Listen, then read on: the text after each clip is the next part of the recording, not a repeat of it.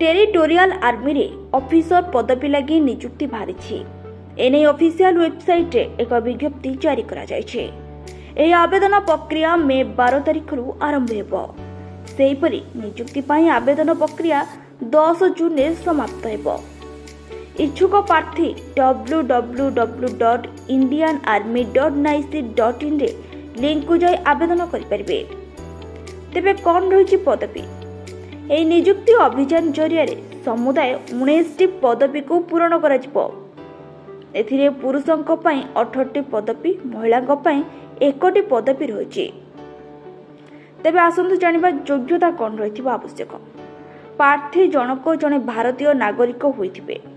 आवेदन करिबार बयस 18 रु 42 वर्ष रही। प्रार्थी को जेकोसी विश्वविद्यालय ग्रेजुएट हेबा आवश्यक। प्रार्थी को फिजिकल एवं मेडिकल फिट हेबा आवश्यक।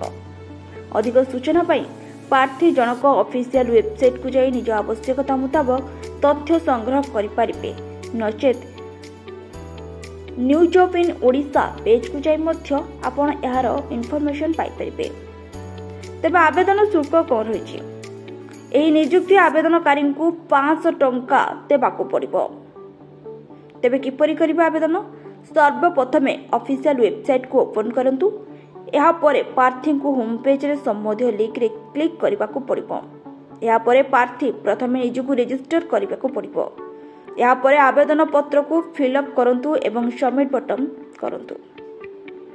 आम वीडियोटी भल लागिथिले लाइक शेयर सब्सक्राइब करबा को जमार भी भूलिबे नहीं।